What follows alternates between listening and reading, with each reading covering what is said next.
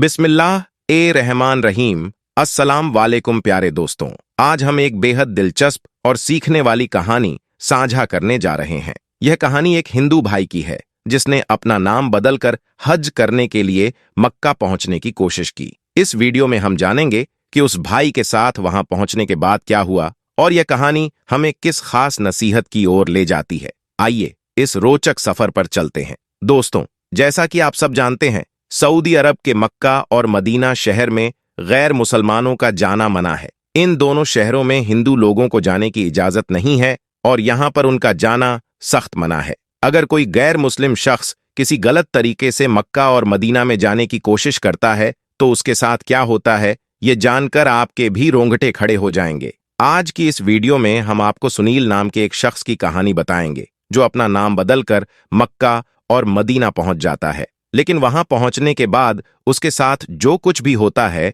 उसे देखकर आप हैरान और परेशान हो जाएंगे। यह वीडियो आपको सोचने पर मजबूर कर देगा। इंशाअल्लाह इसे देखने के बाद आपकी इस्लाम के लिए सोच बदल सकती है। चलिए दोस्तों, शुरू करते हैं। दोस्तों, मक्का और मदीना मुसलमानों के लिए दुनिया की सबसे पाक और साफ जगह मानी जाती हैं। इन्हें जन्नत का दरवाजा भी कहा गया है। यही वजह है कि हर मुसलमान अपनी जिंदगी में एक बार मक्का और मदीना में जाने की ख्वाहिश रखता है और वहां जाकर हज अदा करना चाहता है। ये वही स्थान है जहां से इस्लाम धर्म की शुरुआत हुई थी और हर साल लाखों मुसलमान यहां अपने रब को राजी करने और अपने गुनाहों की माफी मांगने के लिए पहुंचते हैं। हालांकि जैसा कि आप जानते हैं, मक्का और मदीना में सिर्फ मुसलमानों को ही जाने की इजाजत है। यहां पर गैर मुसलमानों का जाना सख्त मना है। इसका मतलब यह है कि मक्का और मदीना की हदों में मुसलमानों के अलावा कोई भी प्रवेश नहीं कर सकता। यही बात इन पाक शहरों के लिए लोगों की हिरस को और बढ़ा देती है। इसी बात को देखते हुए कुछ लोगों का कहना है कि मक्का और मदीना में कुछ गलत काम होता है। वे यह भी कहते हैं कि मक्का में कोई ऐसी चीज रखी गई है जिसे मुसलमान लोग दुनिया के दूसरे धर्म के लोगों से छुपाते हैं। लेकिन हम आपको बता दें कि ये दुनिया की सबसे पाक और साफ जगहें हैं। यहां पर कुछ गलत होना तो दूर, कोई गलत काम करने के बारे में सोच भी नहीं सकता है। यहां पर सिर्फ और सिर्फ सच्चे दिल से अल्लाह की इबादत की जाती है और अपने अपने गुनाहों की माफी मांगी जाती है। फिर भी कुछ लोग चाहे कितनी भी बार समझा दें, वे इस बात को मानने के लिए बिल्कुल भी तैयार नहीं होते हैं कि मक्का और मदीना में कुछ गलत नहीं होता। इसलिए वे कुछ गलत तरीके से मक्का और मदीना में जाने की कोशिश करते हैं और कोई न कोई गलत रास्ता अपनाकर वहां घुसने की कोशिश करते हैं। लेकिन ऐसे लोगों को यह नहीं भूलना चाहिए कि इस्लाम अल्लाह का बनाया हुआ धर्म और दीन है। मक्का और मदीना में जो भी नियम और सिस्टम बने हुए हैं वह भी अल्लाह के ही बनाए हुए हैं।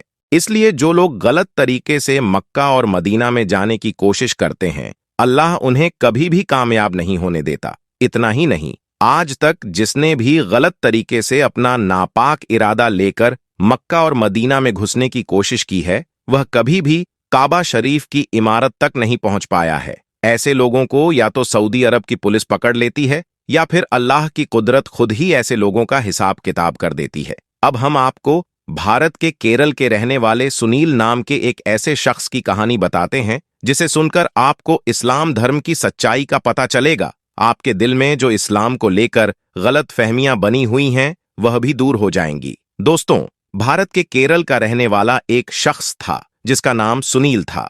वह पिछले 20 सालों से सऊदी अरब के रियाद शहर के मलज इलाके में एक ऑफिस में काम करता था। सुनील 20 सालों से अपने एक मुस्लिम दोस्त अदील मोहम्मद के साथ रह रहा था। सुनील अपने मुस्लिम दोस्त के साथ रहने की वजह से इस्लाम की तरफ काफी मुतासिर हो गया था। उसे इस्लाम धर्म बहुत अच्छा लगने लगा था। इसी वजह से जब भी रमजान का महीना आता तो सुनील पूरे महीने रोजा रखता, अपने मोबाइल में कुरान की तिलावत सुनता रहता। यह सब करके सुनील को बहुत सुकून मिलता था। आप यूं समझ लें कि सुनील अल्लाह के पैगंबर हजरत मोहम्मद सल्लल्लाहु अलैहि वसल्लम के बताई हुई रास्ते और तौर तरीकों से बहुत ही ज्यादा मुतासिर हो चुका था। उसे मुसलमानों का तौर तरीका काफी पसंद आने लगा था। इसी वजह से सुनील ने अपने मन ही मन में इस्लाम धर्म को कबूल भी कर लिया था। दोस्तों, उसके बाद सऊदी अरब में सुनील जिस कंपनी में काम करता था उसकी हालत बिगड़ गई और वह कंपनी धीरे धीरे लोगों को घर भेजने लगी।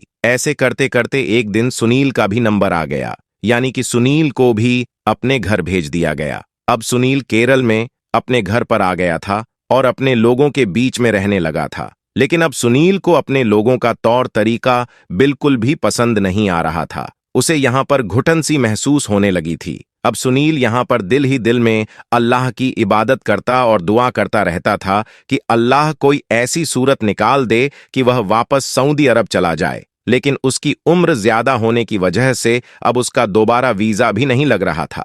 आखिर में उसने अपनी चुप्पी तोड़ी और सबके सामने इस्लाम धर्म को दिल से कबूल कर लिया और अपने घर में ही अल्लाह की इबादत करने लगा, नमाज पढ़ने लगा। सुनील के इस काम को देखकर उसका समाज बहुत ही ज्यादा नाराज हुआ। उन्होंने उसे अपने समाज से बेदखल कर दिया, यानी कि उसे अकेला कर दिया। लेकिन याद रखिए, जो अल्लाह की राह में चलता है, अल्लाह उसकी मदद जरूर करता है। सुनील इस बात को अच्छी तरह से जानता था, इसलिए उसे अपने अल्लाह पर पूरा भरोसा था कि अल्लाह उसकी इस मुश्किल को जरूर दूर कर देगा। दोस्तों, हम आपको बता दें कि मुसलमान बनने के बाद सुनील ने अपना नाम बदलकर अहमद रख लिया था और उसने फिर अहमद के नाम से ही अपना दूसरा पासपोर्ट भी बनवाया था। इस्लाम कबूल करने के बाद सुनील अहमद एक सच्चे मुस्लिम की तरह 5 वक्त की नमाज भी पढ़ने लगा था और इस्लाम की दी गई नसीहत पर भी चलने लगा था।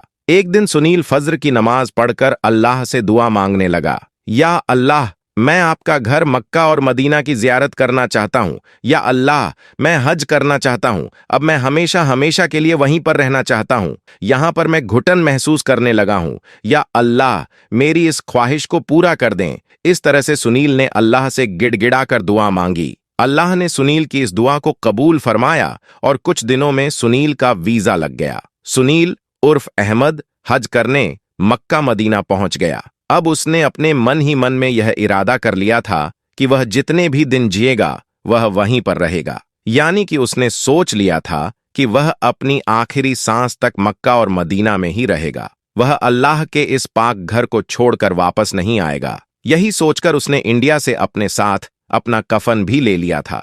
उसके बाद सुनील उर्फ अहमद मक्का पहुंचकर उमराह किया और फिर वहां से मदीना चला गया। वहां पर भी वह कुछ दिन रुका। यहां पर भी वह अल्लाह से यही दुआ मांगता रहता था, या अल्लाह, मैं तेरी प्यारी महबूब की बारगाह में आया हूं। अब मैं यहां से वापस नहीं जाना चाहता हूं।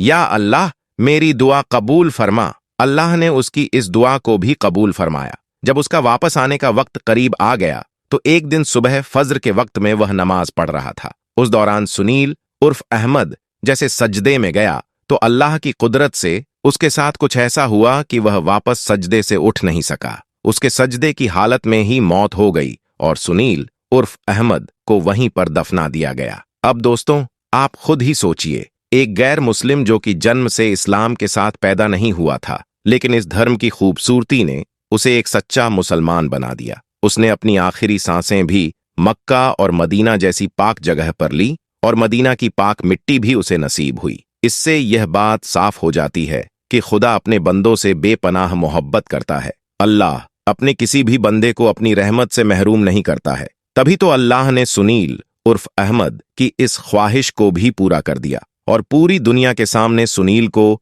एक मिसाल के तौर पर पेश कर दिया। अब दोस्तों, जो लोग इस्लाम धर्म को गंदा समझते हैं और इस्लाम को बुरा भला बोलते हैं, उम्मीद करता हूं कि ऐसे लोग इस वीडियो को देखने के बाद अपने सोच को बदल देंगे और इस्लाम धर्म की खूबसूरती को समझ लेंगे। इस्लाम, जिसे हम दीन इस्लाम के नाम से जानते हैं, वास्तव में शांति, दया और इंसानियत का संदेश देता है। इस्लाम में अल्लाह की ओर से भेजे गए पैगंबर हजरत मोहम्मद सल्लल्लाहु अलैहि वसल्लम ने हमें एहसान और इंसानियत का पाठ पढ़ाया। जब हम इस धर्म की मूल बातें समझते हैं तो हमें पता चलता है कि यह केवल एक आस्था नहीं बल्कि एक जीवन जीने का तरीका है। कई बार कुछ लोग अपनी गलतफहमियों के कारण इस्लाम को बुरे रूप में देखते हैं, लेकिन अगर हम इसे गहराई से समझें तो हमें पता चलेगा कि इस्लाम ने हमदर्दी, सहानुभूति और एकता की बहुत बड़ी सीख दी है। हमारे प्यारे पैगंबर सल्लल्लाहु अलैहि वसल्लम ने हमेशा मिसाल पेश की है कि कैसे हम एक दूसरे के प्रति प्यार और सम्मान के साथ रह सकते हैं। हमें यह भी याद रखना चाहिए कि कुरान में अल्लाह ने हमें दूसरों के धर्मों का सम्मान करने का आदेश दिया है। जब हम एक दूसरे की धार्मिक मान्यताओं को समझेंगे और उनका सम्मान करेंगे, तभी हम एक बेहतर और अधिक शांतिपूर्ण समाज बना पाएंगे। याद रखें, किसी को भी किसी के धर्म की बुराई नहीं करनी चाहिए, क्योंकि सबको अपना अपना धर्म प्यारा होता है। इसलिए हम सबको चाहिए कि हम किसी भी धर्म की बुराई ना करें।